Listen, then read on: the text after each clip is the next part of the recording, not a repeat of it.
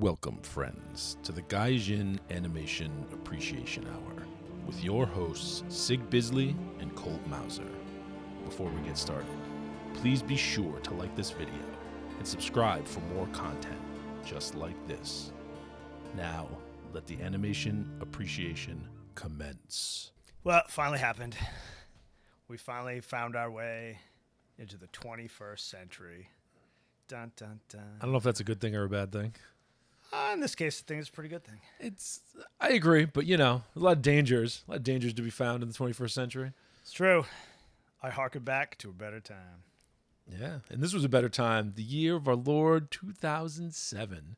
It's pretty good. When a little movie called Sword of the Stranger came out.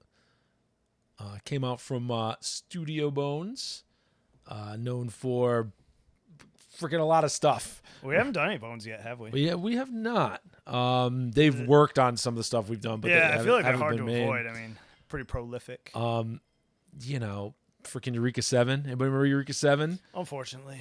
Yeah. That was a series that if it was half as long would have been twice as good. I was just going to say, there's a good show in there. It's just like 13 episodes long. Full Metal Alchemist Brotherhood. Oh, yeah. Kind of hard to beat that one. I can't even think of anything bad to say about that. That's pretty damn good. Their credits list is so long. Mob Psycho. A little Mob Psycho. 100. Another good one. My Hero Academia, you kids are into that? Hell, I'm into that. That's some good stuff. If you fellow kids are into that. Fellow children. Freaking Razafon. Gotta love some Razafon. I can't be forgetting Razafon here. I don't want to keep repping Razafon, but they so done good. it. So good. Space Dandy, sir. Space Dandy. We should do that. He's someday. a dandy guy in space. I kind of want to rewatch it anyway. We should do a whole series on every episode because I love that show. Oh, man, it's so good.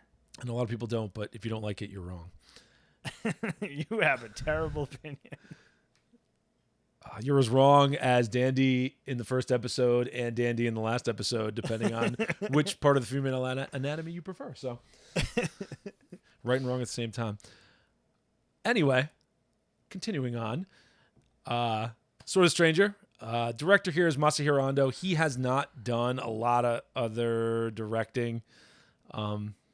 Honestly, nothing. You can tell not because it's bad, but because it's very different than a lot of animation. He's done a lot of key animation storyboards. He worked on a ton of Bone stuff. Scrap Princess, Witch Hunter Robin, Wolf's Rain, all that stuff from back in the day. Man, Wolf's Rain. I haven't thought about that in fucking years. Heck yeah. God, I remember staying up till like midnight to watch those stupid episodes on Toonami. Yep. The writer here. So the story concept was just Bones, so it was, the whole studio. Yeah. Not the whole studio, literally, but you know what I mean? Literally every person. And the screenplay was Fumihiko Takayama. Hasn't done a ton of stuff, but he's got some good credits in there. He directed an episode of the original Bubblegum Crisis and did storyboards for that same episode. He did photography for a couple episodes of Lupin the Third Part 2. Interesting. He directed War in the Pocket. Oh, really? Mobile Suit Gundam 0080. Yep. Wow. He also directed Orguso 2, which we definitely got to do someday. Oh, goddamn, yes. Did screenplay for a couple episodes of Razafon and the movie. He also directed an adaptation of Wizard of Oz, so he's got an interesting resume. Curriculum vitae, whatever you want to say. All right. Anyway, so what the hell is Sword of the Stranger about? So Sword of the Stranger is about a guy named No Name. Okay, well, that's not going to get us very far. That's really his name, though. So, what was the other ones? It was like red hair, like devil hair, or he had a bunch of like. He's basically names. Kenshin from Rurouni Kenshin mixed with freaking Jubei from Ninja Scroll. Yeah. Right. And he's got the kid he's trying to protect, Kotaro, and the dog, whose name I can't quite remember, but it's a cool dog. Classic Shiba Inu. I heard it like 50 times this morning. And the kid's getting chased around by this contingent from China that's trying to ritually kill him to get the Emperor's special blood. So he can have eternal life. And special powers. Or something. Anyway, the Chinese guys are pretty badass. They're kind of ridiculous, over the top villains. They're on some kind of drug that like makes them Except the blonde guy. Except the blonde guy. The random Gaijin that they have. Which is integral to the story, but you wouldn't know it. Yes. So anyway, I'm not going to go into the plot too much because there's kind of not much there. It's a very simple story. Like there's good characterization. There's some good work there, but they're just trying to get the kid, and No Name's got to save the kid. Kid escapes China, ends up in Japan because some monk helps him escape. He lives in the monastery for a while. Then China comes to get him. They burn down the monastery. He escapes again, and he's living on his own. And he happens upon this NANASHI, No Name. This random stranger that happens to be a Ronin, and he's the classic trope of amazing sword fighter, doesn't want any trouble, blah blah blah. He gets like doesn't draw a sword till the end. Since he's not a dick, he ends up helping the kid. The kid's poor dog gets poisoned, like saving his life. The dog lives. He feels we'll just spoil it right now. The dog lives. So yeah, when I was making the clip reel, I made sure to like put in the dog being happy at the end. Yeah, got to do it. I don't want anybody to only think the dog Tomino's evil enough to kill the dog. All right. So what did you like about Sword of the Stranger? I liked a lot about it. It was a very entertaining movie. When I first cracked it, I was like, this is just going to be like a generic, like, period piece, like samurai. A more generic Ninja Scroll, yeah, basically. But then once I got into it, I was like, oh, this is a 90s Disney movie. How nice. Yep. Like, it's kind of crazy because it's like Ninja Scroll meets 90s Disney. Yeah. Well, to me, Ninja Scroll meets Miyazaki, which Miyazaki's basically. Yeah. I never thought about the Miyazaki angle, but yeah, you're totally right. It was just the music alone. Like, they're having these epic sword fights, and in Ninja Scroll, the sword fights have, like, very Japanese, like, old Japanese music in the background. But in this, it's, like, ridiculous, like... It's orchestral. Yeah, like, what is that guy that does all the music? Hans Zimmer? Yeah, Hans Zimmer does a lot of music. Yep. Yeah, but like that style of just like very soundtrack like, American movie. Yes, soundtrack. It's very American movie soundtrack. The animation is very Western, and it's very Miyazaki. It turns out that the two main guys are both Gaijin in Japan. Listen, man, if there's something I learned from this, is that only a white man can kill another white man in Japan, apparently, because Chinaman can't, Japanese can't. Nope. Only another white guy. Only Gaijin. Only another white guy can best a white guy in Asia. Why that's the case, I don't know. For some reason, there's a giant blonde German dude like working for the Chinese.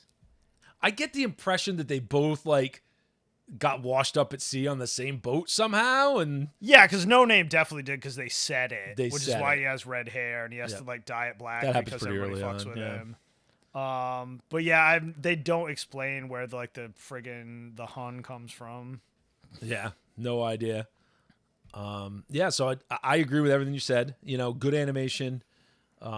It's movie tier animation. It's very good, violent, but in a samurai movie kind of way. Like it's got a lot of cool sword action, limbs going freaking everywhere, limbs just everywhere. It's as violent as Ninja Scroll, but it's not as gory. It's not rated R like edgy. Yeah, and it's not as gory. It's not rapey. Like there's not. But there's not like snakes. People aren't getting like exploded. There's not like rib cages. There's not snakes coming out of people's vaginas. Yeah. It's the violence it's bloody, but it's a little more tame. And there's a touching story between that guy and the kid he's trying to save. Yeah, I really like the angle with why he's trying to save that kid and why he's trying to atone for things he's done in the past. Yeah, cool. Like it makes very much sense. I also really like that they treat the audience like they aren't idiots. Yeah, like there's stuff you could definitely figure out on your own. There's just stuff. A lot of the character work and a lot of the stuff, they don't explicitly say it. They don't do it. They just, you figure it out on your own. That was 2007 though. It was a better time. Now they have to like walk you through everything because they assume everyone's a retard. Yeah, but there's no like soliloquy or I'm gonna sit here and explain to you everything. No, they just do it. And they allude to stuff later, and if you're of any kind of reasonable like intelligence, you can figure it out. So anything else? Anything else that you liked about it? Or if you want to jump into it, anything you didn't like about it? I mean, I won't spoil the ending, but it had a very satisfying ending. Yes, they do not screw up the fights at the end at all. Oh, that's the other thing I want to mention. It's fucking sword fight porn. Like, those are some excellent, like... It's well choreographed. Filmed, choreographed, drawn, animated, whatever you want to call it, like, fight scenes. Really, really good. And they don't dawdle. Like, there's a lot of sword fighting in this. There's a lot of sudden violence. Very samurai movie in that regard. Oh, yeah, definitely. It just breaks out. I mean, it's like, it's sudden violence until it's two, you know, antagonist, protagonist, like primary people clashing. And then it gets very, like, swords clashy, right? Like... It was. I like the way classic. it was. It was kind of interesting because there was no like, the antagonist was so nebulous. It was like they were there like on behest of the Chinese emperor. Yeah. And then you got that old guy that's like, he's like, fuck the emperor, I want to be immortal, and like he's got his own plan. And then the Japanese guys helping them have their whole. There's a couple, not really explored side plots. Like I said, they don't treat you like an idiot. They give you enough info where you can figure out what's going on. And then you have like like you have the contingent of like Chinese. They're not samurai, but they're whatever the fucking equivalent is. Yeah, whatever the Chinese. And then, but the actual like antagonist to the protagonist, the guy who he has to actually defeat in like Mortal Kombat, is that, you know, blonde guy. Well, yeah. Like I said, only a white man can take out another white man in Asia. Apparently. So it's just cool because there's no like, it's not like, you know, this one giant villain that I have to defeat. Like, no, man, he has to defeat like layers and layers and there's layers a bunch of shit going on. And does he even defeat them all? Which is good. Who the fuck knows? But he gets his job done, whatever. So now that we've talked about all the things you like about it, what didn't you like? Is there anything? I was not a fan of that soundtrack. It just felt out of place. And that's not because it was bad. It's just because I expected a more traditional anime soundtrack, and it was a, you know, Miyazaki Disney movie soundtrack. Yeah, see, the soundtrack didn't bother me. Like, during it didn't bother me for most of it. Like, all the, like, you know, scenes where he's, like, with the kid, and they're, like, you know, doing their, like, big brother, little brother thing, and the dog. You know, it felt perfectly natural. Yeah, in the middle of a sword fight, it should have picked up. But during the sword fights, it just, I don't know. I get that. And it wasn't terrible. It's just if I'm gonna pick a nit, that's my nit. The only thing I'll complain about is it is a little slow. It's a little slow. It's not bad. Yeah, it has that whole section, but it's got a bit of a lull in the middle where he's just hanging out with the kid. That's a little slow. And I mean, I get it. They need to do that, and it doesn't hurt it really. Nah. Well, and the movie's only like an hour and 40 minutes or something. It's not very long. Yeah, it's not super long. But there's that one. There's a bit of a drag in the middle. Drags, yeah. Which, I mean, I can say that of a ton of super classic movies too. So yeah, it doesn't really bother me, but it's hard to walk that line between like exposition and dragging. You know what I mean? Because you have to have a certain amount of information to like properly enjoy the movie. It only sinks a movie if the payoff isn't worth it. And the payoff is worth it. So. Yeah, the end of this movie is excellent. So yeah, that's about it. This one's easy to find, I believe. Funny's streaming it right now.